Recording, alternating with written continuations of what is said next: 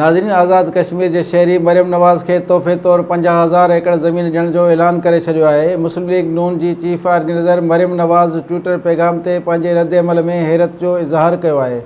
उन हवाले से पेश है कल्याण न्यूज़ की हीअ रिपोर्ट। आज़ाद कश्मीर के शहरी मरियम नवाज़ के तोहफ़े तौर 50,000 एकड़ ज़मीन ॾियण जो ऐलान करे छॾियो ऐं संदसि चवणु आहे त बिना कंहिं जिबर या दबाव जे पंहिंजी समूरी ज़मीन, पोइ चाहे उहा 50,000 केनाल हुजे या 32,000 केनाल, मरियम नवाज़ वलद नवाज़ शरीफ़ के नाले करियां थो। मुस्लिम लीग नून की चीफ ऑर्गेनाइज़र मरियम नवाज़ ट्विटर पैगाम ते पंहिंजे रद्दअमल में हैरत जो इज़हार किया है। अॻूणे वज़ीर अज़म की धीउ ऐं मुस्लिम लीग नून की चीफ ऑर्गेनाइज़र मरियम नवाज़ शरीफ़ के आज़ाद कश्मीर के शहरी 50,000 ज़मीन तोहफ़े तौर ॾियण जो ऐलान करे छॾियो आहे। रावलाकोट आज़ाद कश्मीर के रहवासी ज़ाहिद हुसैन पंहिंजी समूरी ज़मीन स्टाम्प पेपर ज़रिए मरियम नवाज़ शरीफ़ के नाले करण जो ऐलान किया है।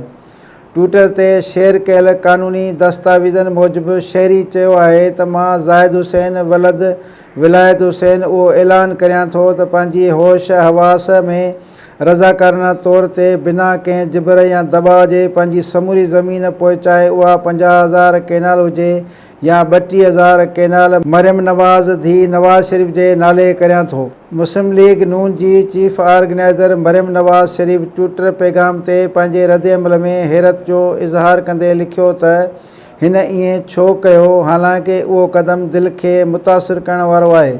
मरियम नवाज़ पंहिंजे पैगाम सां गॾु दिल ऐं बाए फाइव जो एमोजी बि शेयर कयो। ज़ाहिद हुसैन पंहिंजे बयान में उहो बि चयो आहे त मरियम नवाज़ खे हाणे उहो इख्तियार आहे त हू हिन ज़मीन ते इस्पताल ठाहे या कंहिं फ़िलाही कम लाइ इस्तेमालु करे।